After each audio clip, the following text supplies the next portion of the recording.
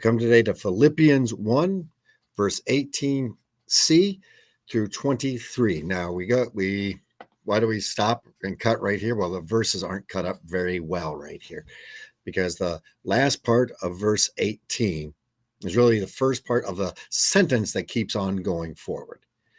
And so, yes, verse 8, end of 18b talks about rejoicing. 18c talks about rejoicing, but that starts a whole new sentence that keeps on going, as we mentioned, Greek does. So we start at 18c. As Paul has said, there are those that are preaching, seeing what I have done, seeing the work the Lord's doing through me, seeing those that are hearing the word of the Lord, that then go forward and proclaim Christ out of envy. I want what Paul has. Or out of rivalry. I'm going to show I'm better than Paul, and they're going to follow me. But the point is that we should follow Christ. And Paul points forward that what's your motivation? What I care about is that Christ is proclaimed.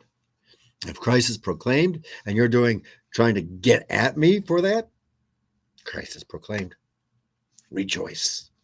Rejoice in the Lord. That it would be better if they did it out of love? Yes. Nevertheless, God many times is at work despite our sinful actions.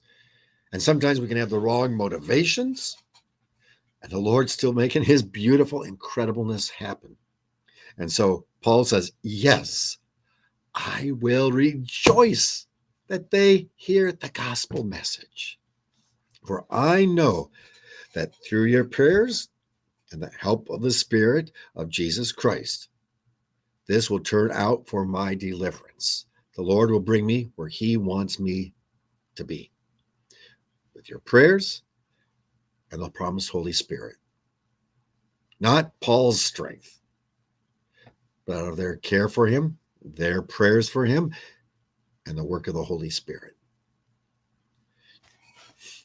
As it is my eager expectation, this continues all with one sentence, and hope that I will not be at all ashamed because I'm sharing the gospel. And even those doing it for the wrong reasons, are they sharing the gospel? If they're sharing the gospel, rejoice in the Lord always.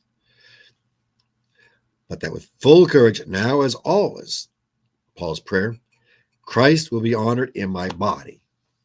Now he brings up a last point here, and these are the next couple of verses.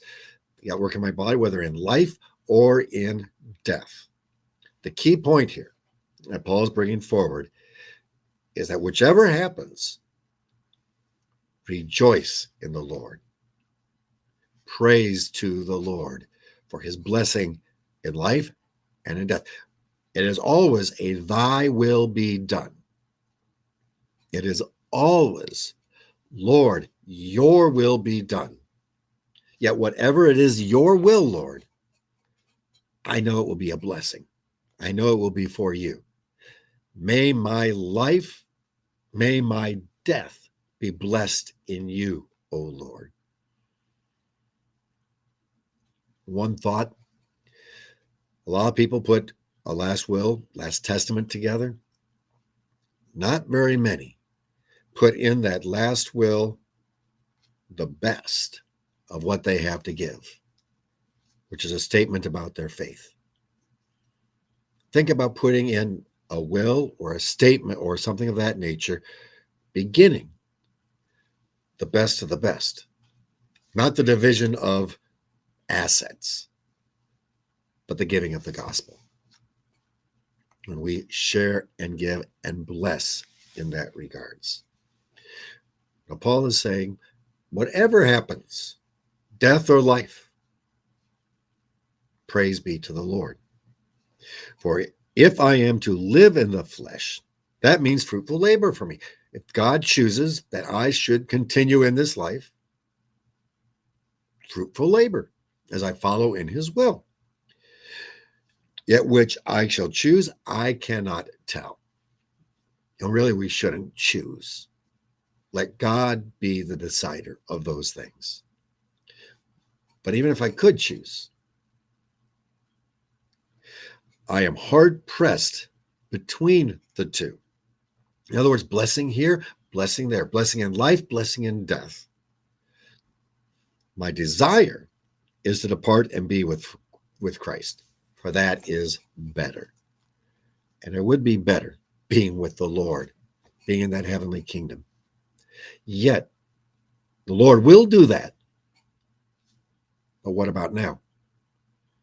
If the Lord chooses for us to remain, what does that do any of us? Except following his will, that our labor might be fruitful for him. May we place even our life and death in the Lord's hands and say, Lord, you are in charge. And whatever you choose, Lord, praise be to the Lord. In his